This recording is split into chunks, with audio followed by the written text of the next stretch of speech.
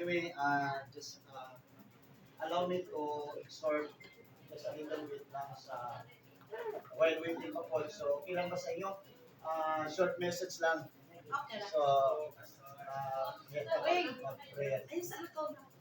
So, anyway, salamat mi sa Ginoo sa opportunity na naka-bisita din ni Sir. Nalipay na actually, ako yung lingkod niya mga pastor, Pastor Silver. Si Pastor Silver. Ginong na So, sikat. realize ko karon kay bisitahin mo po kuya sa iya pong situation. So, please allow me to read a certain verse found in the book of Psalm. Ano, pwede mo lingkod.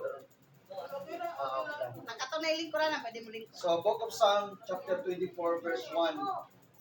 The earth is the Lord's and the fullness thereof, the world and they that dwell therein. So, kini nga particular verse, ato masabtan nga tanan butang iya gyud sa Dios. Amin ba? Tuo batang ang tanan iya sa Dios, Amen. ang langit ug ang yuta, lakip ang atong kinabuhi. Tanan nga naa nato, tanan nga na-achieve nato, tanan nga atong na-enjoy karon kanang tanan iya sa Dios. So meaning, musukot na sa dili, mubalik kita sa Dios. Dito kita mo pasalamat niya. Di man kalikaya na mga mga tao nga mingon nga tungod kay maayo gud ko. Bright gud ko. No, ako na gud ni. So napoy nana nga siguro sa pagbati sa tao nakita niya yung abilidad nga maayo siya. Pero musukot sa dili at the end of the day, maabot ya sa panahon nga makarealize ta sa diyang pinag bitaw himalatyo na ta. Makainta nga hindi niya nato kaya. Maabot ya pong panahon nga kuhaon tas Ginoo. Kaya musukot sa dili, natay gitawag nga accountability ani. Natay gitawag tulubagon sa Ginoo. So it's up to us yun sa nato pag-manage ang mga butang, yun sa nato pag-manage labaw sa kanan itong kinabuhi. Knowing nga ingon ang Bible, you are the temple of the Holy Spirit. Anyone who destroy the temple shall be destroyed as well. So, kini di atong kinabuhi, gusto sa Ginoo puy-an. Gusto sa Ginoo nga mo reflect siya sa ato in order nga ma-display ang iyang goodness. Otherwise, kung dili na to i-allow si God mo puyo nato, naatay gitawag enemy nga maong devil. Ang kawatan nga maong yawa, ingon sa Bible, John 15, ang kawatan nga nilang sa pagpatay, paglaglag, pagpangawat. Muna nga, naatay kaaway nga maong yawa. Ito mo tagyawa. Amen. Makita na ito nga kalibutan, grabe ka wicked. So, ang kaaway nga maong yawa, is also a spirit. So, ang kawatan nga maong yawa, gusto siya mo-possess sa tao. Kung makita sa yawa nga ang tao wala gi saktong relasyon sa Ginoo, dili ta establish sa Ginoo. In that way, gusto sa yawa nga mag-manifest pud ang iyang wicked ways. So mailan nimo ang yawa, di man nato sa makita kay spirit mapud siya, but through that certain person nga i-possess niya, i-manipulate niya, ma-deceive ang tao in order that the characteristic of the devil, the attitude of the devil will be reflected through that person. So therefore, we need God. There's no other way to reflect His goodness, His holiness, sa iyang kindness sa Ginoo is through by the Spirit of God. So that's why we need to surrender our life to God and accept Jesus as our Lord and Savior. Tungod kay si Jesus is the perfect image of God's love. So siguro nakamemorize ka sa Bible, sa John 3:16, for God so loved the world and He gave His only begotten Son. Whosoever believeth in Him will not perish but have everlasting life. So try to imagine, Christmas man karon. Di ba? Nag-celebrate about Christmas. But nasabtan pa nato ang pinaka-essence sa Christmas. Dili lang kay natawo si Jesus pag Christmas, nadumduman nato nga bibi na po si Jesus. But the true message of Christmas is all about redemption. It's all about Christ Himself who paid all our sins. Amen? Ang message sa Christmas nga naay Jesus naglukat nato kay kitang tanan sinners. Amen. Dili ta kabayad sa atong sala. Manaingon ang Bible, the wages of sin is death. So, ang bayad sa sala kamatayon. Ya karon kay di man ta kabayad sa sala kay sinners man ta. So kinsa ray pwede mo bayad sa sala? It is Jesus. Muna nga si Jesus, nahimo siyang gitawag og sacrificial offering. Siya ang gitawag kordero sa Dios. Siya ang gitawag the Lamb of God. Si Jesus ang nahimong substitute sa sacrificial offering. Sa Old Testament, during the time of Moses, ang gibuhat sa mga Israelites, aron nga na gitawag atonement of sin, maghalad sila og mga blameless na karniro. Turo or baka, na once a month, na once a year, na weekly. So karon nakita sa Ginoo nga dili na supisente ang paghalad. So karon sa gibuhat sa Ginoo, wala nga si Jesus gihatag sa Father. For God so loved the world and He gave. Amen. Unsay gibuhat kay Jesus, gihatag sa Father. Muna nga si Mary nagmabdus. Amen ba? Si Mary naburos. Dito si Jesus gipanangkon. So si Mary, nag-conceive siya, yun ang Bible, si Mary nag-conceive siya by the power of the Holy Spirit. So mo ang good news mga kaigsunan. Si Jesus radi ay ang perfect. Siya ra ang sinless. Kaya nga naman, nataw siya dili sa countercourse between the husband and wife. Naguro si Mary by the power of the Holy Spirit. Kita kay nataw man ta gikan sa tukamahan ug inahan. Pero si Jesus is different, he's sinless. Gipanamkon sa ni Mary, ang purpose mo ni, aron na siya mahimong karniro. Aron siya mahimong substitute sa halad. Mo nandito sa cross, bilang sa si Jesus. Ngayon si Jesus nga, it is finished. Humana, everything has been paid. So, unsa man ang atong response sa sakripisyo ni Jesus? Simple lang. May na Bible sa John 1 verse 12, as many who receive Him, He shall be given the right to be a child of God. Ang paagi na nga may mutang anak sa Dios, si Jesus ra gyud. Ato siya ang ulo ni atong Savior, nothing more, nothing less. Wala na lang paagi sa kaluwasan. It's not your religion, it's not my religion, but only Jesus. And sabi ni Jesus, I am the way, the truth, and the life. No man cometh unto thy Father except by me. So mga kaigsunan, si Jesus lagi atong gikinahanglan kaayo sa atong kinabuhi. Matag adlaw kinahanglan tanay relasyon niya. Maura na ato ikabalos niya. Actually, di wa man kita ikabalos, pero at least naatay relasyon niya. Ang relasyon mao ni, dili lang kay reliyon, kadagan man tag reliyon. Relasyon yun. It is between you and Jesus. Kinahanglan natay relasyon. Ang magpiayon bitaw, wa na gyud communication. Matod pa nila, guba na gyud nilang relasyon. Wa na gyud textanay. Wala na gyud tinawagay. Samot, nag-abroad pa, layo. So, bisa galing na sa balay, waiting ka na meaning, may problema ang relasyon. The same way, ang gusto yun sa Ginoo, na mutawag kanya matakadlaw. Maura na atong pwedeng mabuhat karon nita sa buhay pata. Kaya lisod kay magtinga na tayo at mutawag sa Ginoo. So karon himsog pa ka, maayo pa imong lawas, pakirelasyon sa Ginoo. Kaya humana niya kinabuhi, matubang na taniya. Sa Hebrew 9 verse 27, yung Bible, man is destined to die once, and after that, he face judgment. Ang pangutana karon kung matubang na kas Ginoo, unsa kay pwedeng nimo ikapanginambog sa Ginoo? Kining confident ka matubang sa Ginoo, may ka nga, Lord, kabalo ko Ginoo nga naa ko'y reward nimo. Kana bang di ka guilty? Lain man ang matubang ka sa Ginoo, ikaw mismo kabalo ka nga kining ikaw na kay pagkulang. Muna mga kaigsunan, importante muhambot sa Ginoo. Mga ikagpasaylo sa Ginoo, Lord, pasaylo ako sa unang buwan, sa unang huna, sa pagpamulong, sa akong binuhatan. Then, day after day, natay komunikasyon sa Ginoo, natay prayer, iporta mo lang ka sa balay, kaon, tanan mong transaksyon, mo na ebidensya nga lahi na kakaroon. Kaya na kay relasyon sa Ginoo. Dili na pwedeng ikakatawag sa Ginoo. Dili na pwedeng ikakatok simbahan. Tanan ba tayo kasimbay sa Ginoo? Amen. So, mo na relasyon. So, basi ikaw karon wa na kay panahon sa Ginoo, ako kang pukawon, ako kang dasikon nga ayaw pagansi sa imong kinabuhi kay matubang ra gyud ka sa Ginoo. Kay dili pa ta kapanganti, jubit gali 29 anyos lang. Kasi imong maghawom nga may pangkatakantan niya. Nya tulor ka kantang nahuman naglabad yang ulo. Mao na dito yang katapusan. Kagabi ay nag-message ako, pastor, si Papa mao ni na tulad da friend ginangihi, kinakainom na gid. Wa ka bantay sa iyang pagpangihi, pangpang man diay. Nahulog, nabuna ng ulo, namatay. So ang kinabuhi nato, naagi na kita'y kaaway, kamong yawa. Gusto gid siya mo patay tao. Pero muna ginayon si Pablo, for to me to live is Christ, and to die is gain.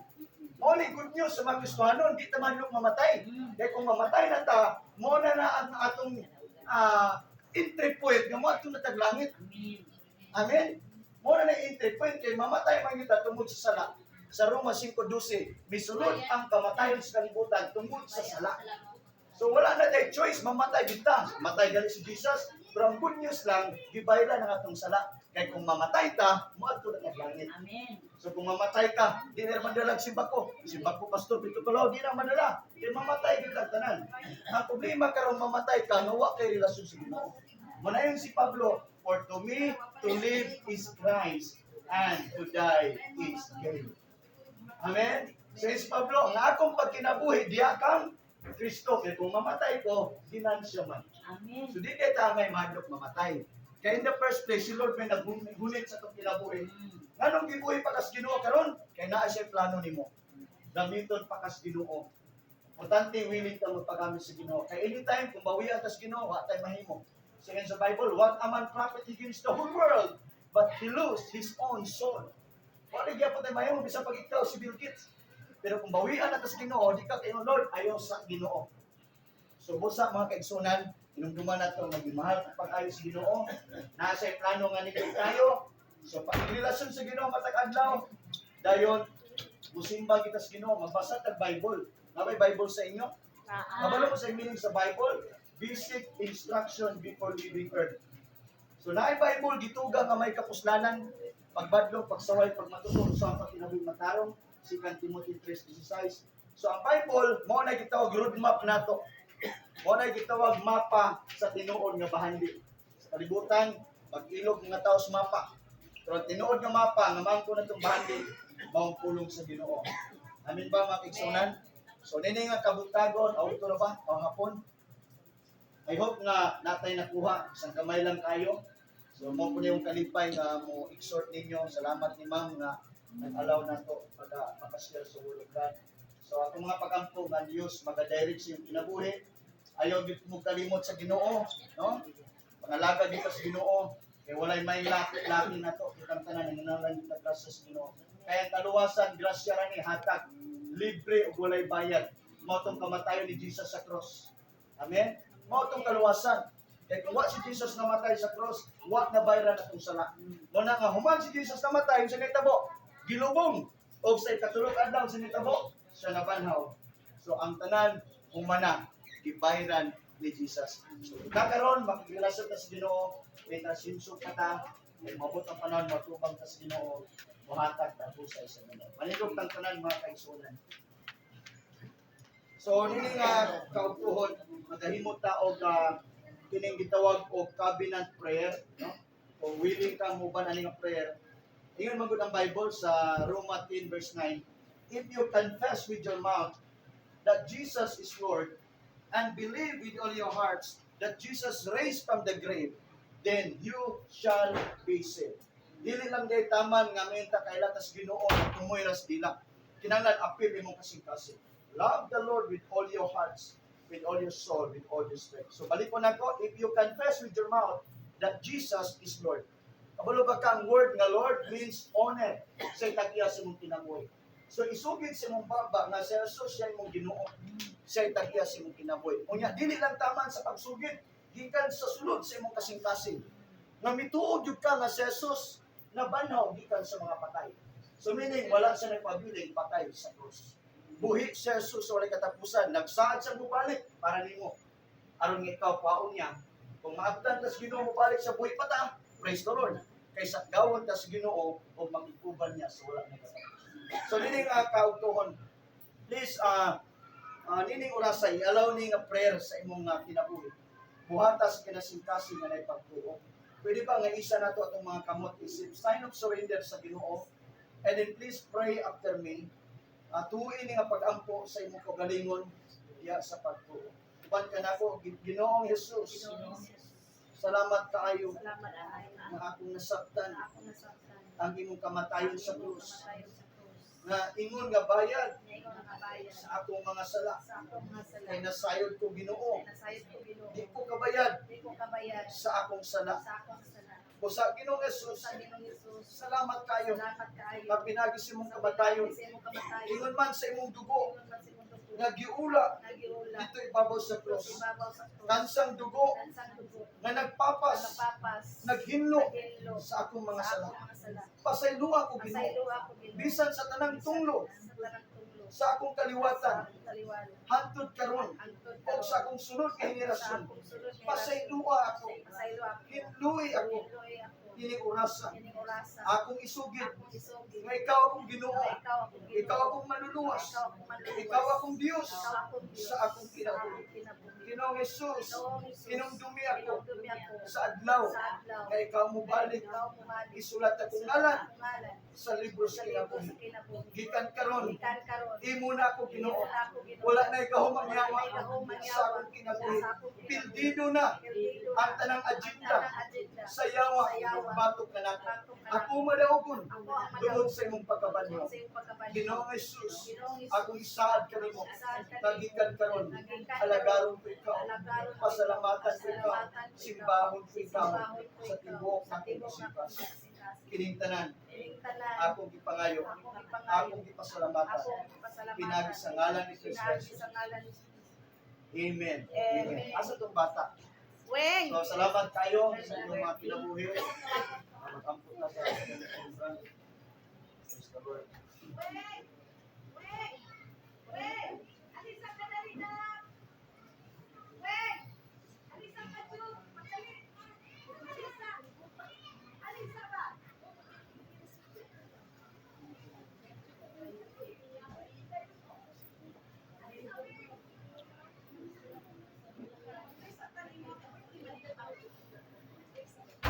Sinala na ni Galit si Reuel. Reuel. Oo, Reuel. Ano niyang mama? 7 years old. Tara! Siya Yung ang papa. Yung mama ga. stretch mo sa to atong mga kamot. Sa to di Reuel. Reuel. Suko naman ninyo Reuel. Father, in the mighty name of Jesus Christ, our Lord and Savior, Lord, akong gilift up nimo si Reuel. Salamat sa kinabuhi sa bata. Father, I believe na nataon ni siya nga naay katuyuan nimo.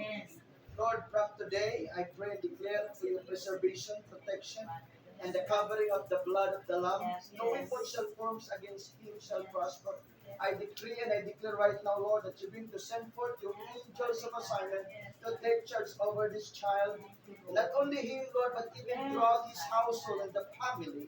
In the name of Jesus. Lord, salamat ni nga bata. Doon ay garantiya ng good future. And I claim right now, Lord, your word, your promise, for I know the plan I have for you, declares the Lord. A plan not to harm you, a plan to give you hope and a good future. Salamat, Ginoo, sa good future. And I pray, Lord, for your divine health and nga bata. Ginoo, imso kanunay sa lawas. Lord, from the top of his head down to the sole of his feet, Lord, he will be protected, O Lord, in the name of Jesus. Unaya kasing-kasing, Ginoo, sa gugma, kalinaw, kalipay, o salamat, Lord, nga bata, nga dunay abilidad, Ginoo, nga Lord God, abilidad, Ginoo, nga mahimos ang successful, siya kinabuhi, mahuman siya sa eskwela, salamat kay Ginoo Diyos, buutan siya nga bata, nga Lord, may submission sa ginikanan, mahadukon sa ginikanan, labaw sa tanan, mahadukon kanimo. Lord, walay gahom ang kaaway, ang yawa, na mubuhat o plano niya in the mighty name of Jesus. Ang iyong manulunda, pag-take charge kanya, Lord, in every corner sa kinabuhi, wherever he goes, and all the words of his hand, Lord, salamat, he is protected under the, Lord, the shadow of your wings, in the name of Jesus. Salamat sa dagang tuig, dagang celebration, abundansyang panalangin, hindi nga panimalay, ang mamagpapa, Lord, bupusa kanunay sa imong gugma, Lord, kanina panimalay, Ginoo, mahimong channel sa imong panalangin, na Lord, ikaw mo reflect sa imong kinabuhi, ang goodness, Ginoo, ang imong panalangin, abundansya, may makita ani nga panimalay, ang gugma nga gikan kanimo. Salamat naman, ihalad kanimo, kini nga bata, lakit ang iyang ginikanan, ibong pamilya ng ibong panimalay. Salamat sa more favor sa ibong panimalay. Dalaygon ka, Father, sa walay katapusan. You deserve all the glory, honor, power, praises, and thanksgiving belongs to you alone. In the name of the Father, and of the Son, and of the Holy Spirit, everybody will say Amen. Happy birthday. Happy birthday. Happy birthday to you. One more.